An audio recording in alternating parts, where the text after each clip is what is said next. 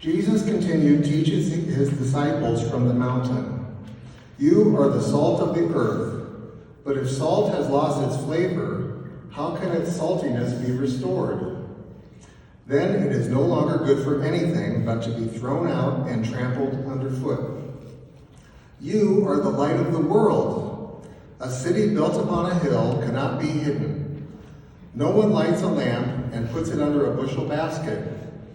The place for a lamp is on a lampstand, where it gives light to the whole house.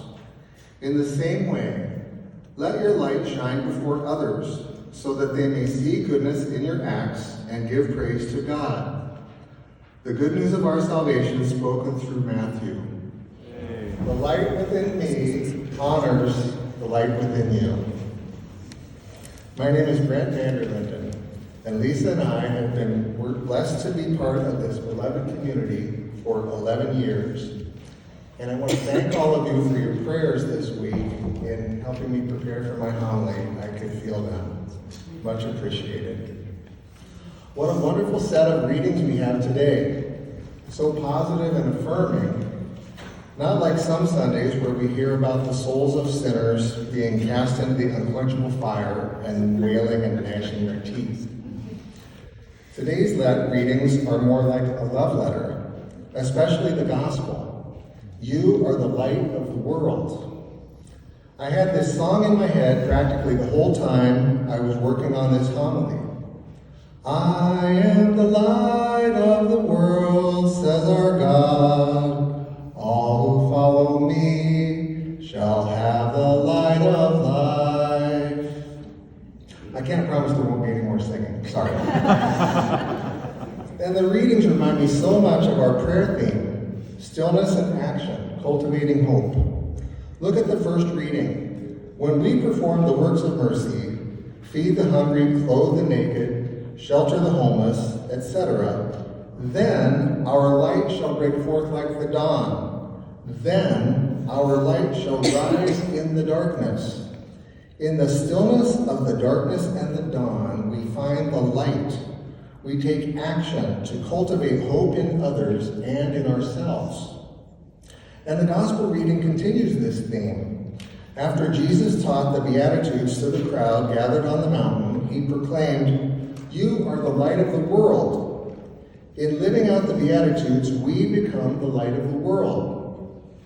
I've experienced this light within and shared this light and received this light over and over through so many social justice action opportunities through our Spirit community, especially in sharing meals, breaking bread with the courageous and resilient residents of Casa Guadalupana, or sharing a meal with the sanctuary family, or with guests and neighbors of the Rye House, or with the women of Ascension Place through Spirit Hands, or the countless good people we break bread with at Loaves and Fishes. We know the light within in the breaking of the bread. Remember the disciples on the road to Emmaus exclaiming, "Were not our hearts burning within us?" after they recognized Jesus in the breaking of bread with him? Our burning hearts are God's light bursting forth, God's light within us. We are the light of the world. To me, this is the whole of the good news summed up in one sentence. That true light within us and shared with each other is our true self, our true being, the very essence and source of who we truly are. It is so freeing and uplifting, and humbling too, to become aware of and accept and embrace this amazing awareness of God's light and presence and being within us.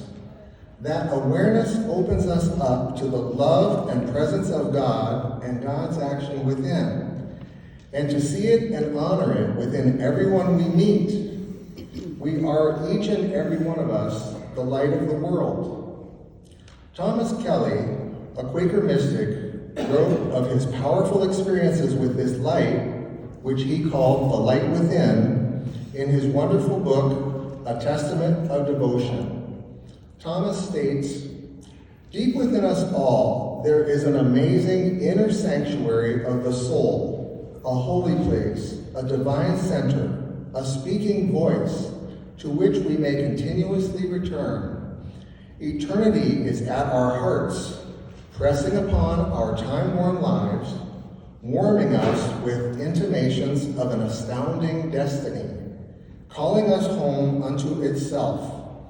Yielding to these persuasions, gladly committing ourselves in body and soul, utterly and completely to the life within, is the beginning of true life. It is a dynamic center, a creative life that presses to birth within us. It is a light within which illuminates the face of God and casts new shadows and new glories upon the face of humanity. It is a seed stirring to life if we do not choke it. I want to emphasize Kelly's last sentence here. The light within is a seed stirring to life if we do not choke it. Jesus called his followers and calls us to not hide our light under a bushel basket. We don't want to cover up God's light or choke it off. We want to let it shine. You know the old song, "This little light of mine, I'm gonna let it shine." Well, I'll be honest. I'm not always able to let my light shine. Oftentimes, the stress and grind and even the ordinariness of daily life make it difficult for me to nurture the light within or to have any awareness of it at all. And then there's the daily assault in our country on the dignity and security of women, people of color and other religions, and LGBTQ people, a daily assault on the rights of workers and the environment and on our democracy. Even as we work to fix one injustice, other injustices are unfolding elsewhere. It becomes difficult to maintain the stillness and peace of mind necessary to nurture and share the light within. At those times, when it feels like my light is getting blocked under a bushel basket, I try to use two concepts from working my 12 steps to help reconnect with the light within and let it shine. Serenity and how do I show up? First, for serenity. In the recovery world, addiction is characterized by chaos, loss of control, and emotional turmoil. Serenity, on the other hand, is a positive state of mind where you are untroubled by life's ups and downs. It means remaining calm and true to yourself, regardless of what's going on elsewhere. One time, when I was preparing a step talk on serenity, I came across a story about the origins of the phrase, "Don't let it get your goat." One theory is that the phrase originated from horse racing over 100 years ago. People believed that placing a goat in the horse's stall the night before a race would calm the horse. If someone stole the goat or got your goat, it would upset the horse, and the horse would perform poorly in the race. You know how it feels when you let something get your goat? You feel all flummoxed and off-kilter and mad, and maybe even want to lash out at someone. That's the opposite of serenity.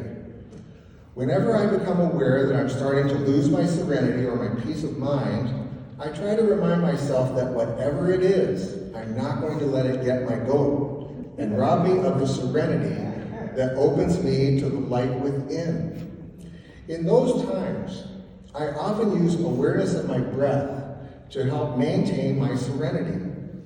There's a wonderful 2-minute video going around the internet these days by Yangi Mingyar Rinpoche, a Tibetan Buddhist monk, who teaches that you can bring yourself to peace at any time just by following your breath, breathing in gently and calmly, breathing out gently and calmly, which gives your agitated mind, or he calls it your monkey mind, something to focus on.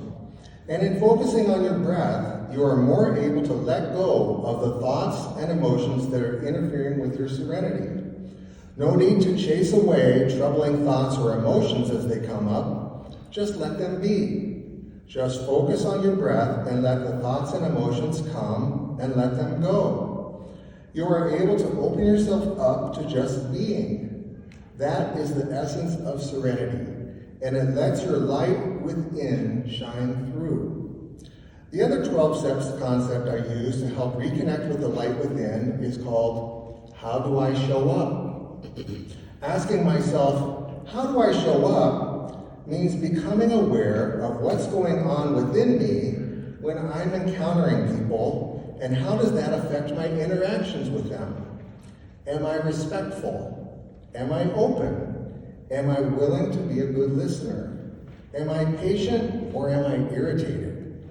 Am I kind or am I crabby? Am I judging and critical or am I accepting and affirming?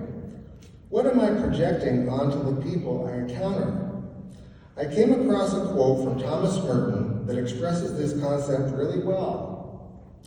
The beginning of love is to let those we love be perfectly themselves and to not twist them to fit our own image.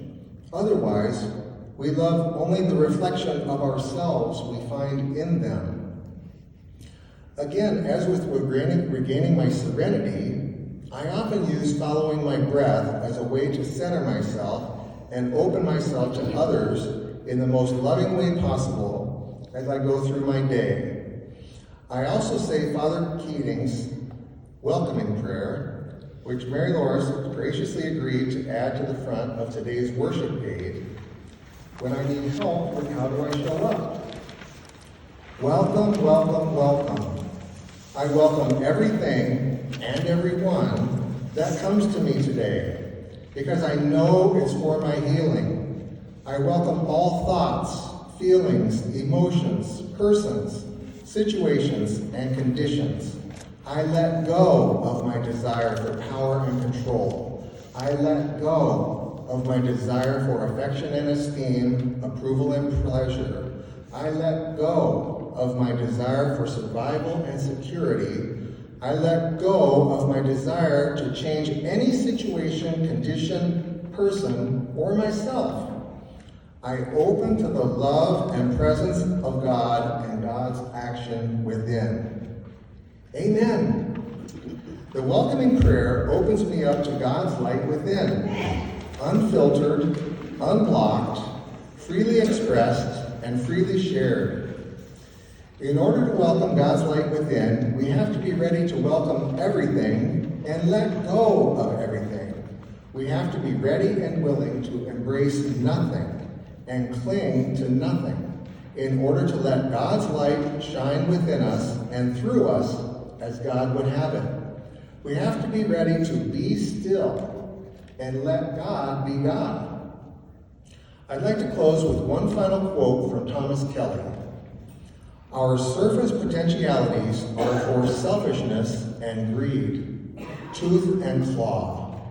But within, in the whispers of the heart, is the surging call of the eternal Christ, hidden within us all. By an inner isthmus, we are connected with the mainland of the eternal love. Surface living has brought on the world's tragedy. Deeper living leads us to the eternal Christ, hidden in us all. Absolute loyalty to this inner Christ is the only hope of a new humanity. In the clamor and din of the day, the presence of eternity's warm love still whispers in each of us as our truest selves. Attend to the eternal, that she may recreate you and sow you deep into the furrows of the world's suffering. Thank you.